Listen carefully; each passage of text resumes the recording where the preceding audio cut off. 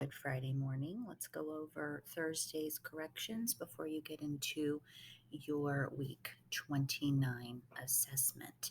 So, for today, we have to figure out the incorrect pronoun shift. Like the other day, this is where you also had a hard time with choosing the pronoun. Remember, the pronoun is still a noun, it just replaces the subject or the preceding antecedent. We need to break apart the word subordinate to prefix, base or root, and suffix. And of course, you still can get that extra credit on your test by telling me if the word is a base or a root. Some of you on the test are just telling me if it's a base or a root word. You're not telling me what the base or the root word is. So make sure you're telling me when you have the word here what that base or root word would be. And then the possessive noun for this situation, the identifying the type of sentence, simple, compound, complex, and then the definition um, that matches the sentence down at the bottom. So for number one, we are um, correcting the incorrect pronoun shift. Remember, the pronoun has to match the subject. If the subject is singular, the pronoun has to be singular.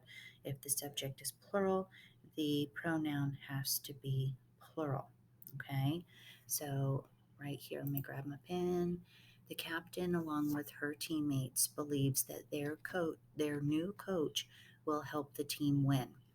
Remember, right here, this is the non-restrictive element that they put in, so we don't have to include that. So we can go ahead and cross that out. That is not needed to figure out what the incorrect pronoun shift is, okay? This is our subject right here, the captain. One captain. One captain. It's singular. So now you need to find the pronoun that goes here, that we have here. Believes that their new coach will help with the team. There is the incorrect pronoun shift because there is plural and we are not dealing with a plural subject. So when we go ahead and fix our sentence, if you cross that out, remember that has to be put back in into your corrected sentence. But okay, so when we rewrite it, it says right here will help you with her. So it's going to change to her. It's not him or her because it tells you what it is right there. It's like on the test when it said the mom, and then some people put his or her. No, normally the mom is her. So the captain, along with her teammates,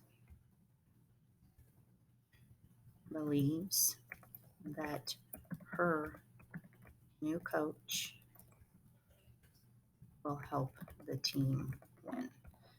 Okay, so we have this pronoun right here has to match this noun right here.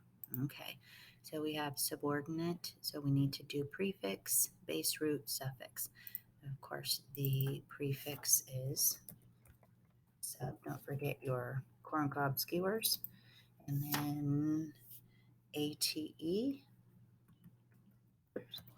Mhm. So we have ATE at the end. And so what we have left is Gordon, which is not a word that can stand on its own. So it is a root word. Okay. Now, for this one, the possessive noun, the project that Saya and Kai finished together, or Sia, I should say, and Kai finished together. So this is the clue right here, that and right here. The project is singular, finished together. That means Sia and Kai did a project together. Both of them worked on the same project. So when you're typing in your possessive, the later of the second of the subjects, that's who you mark as the possessive noun. So you have Sia and Kai's project. Okay, and that's all you need to do. You don't have to put the project, they Sia and Kai's project, they finished together. You don't have to do that. By saying Sia and Kai's project, you're saying the same exact thing right here in a lot less words. All right. So now we have our sentence. Although I love to swim, the lake is just too cold for me. Okay, so we have two parts of a sentence. It is brought together by a comma, which a lot of the times means it's a compound sentence, but we have this magic word right here. Okay, so when you have, nope, I still need that pen. So when you have, although I love to swim, say that out loud. Can that stand on its own? It can't. And this right here is a subordinating conjunction. That subordinating conjunction um, will definitely make you point to complex, but we have to make sure that it's right.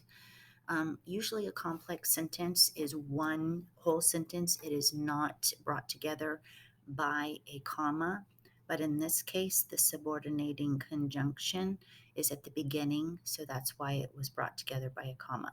So you have, although I love to swim, not a sentence that can stand on its own. So we have a dependent clause with a subordinating conjunction. So we're off to a good start to make sure that this is complex.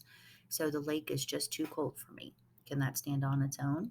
Yeah, it can. Not the greatest sentence, but we have an independent clause. So we have one dependent clause, one independent clause brought together with this little guy right here, and that fits the mold for a complex sentence. Okay, 99.9% sure that this is what you're going to see on your test on Friday. So hopefully you mark that. And hopefully you look for all the different, you figure out why it is a complex sentence before you mark it. All right, so we have to figure out what definition fits the sentence the best.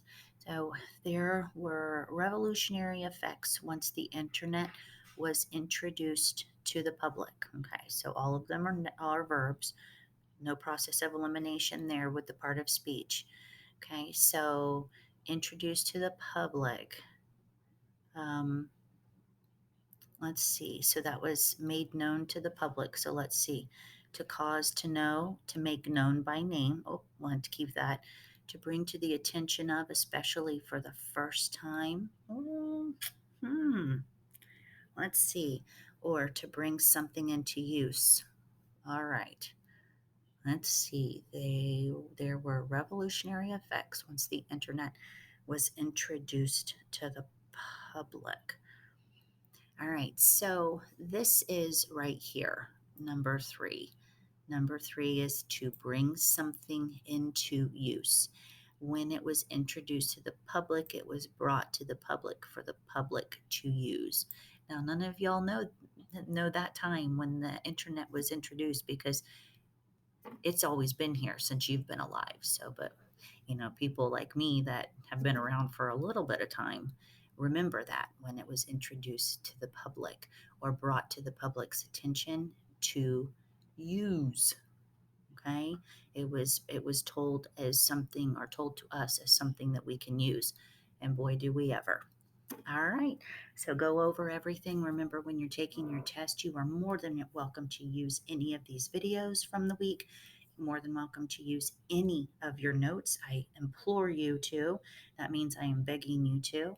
And if you want 10 points extra credit on your test, take a picture of what you've done this week and text it to me or email it to me. Either one is whatever's easier for you.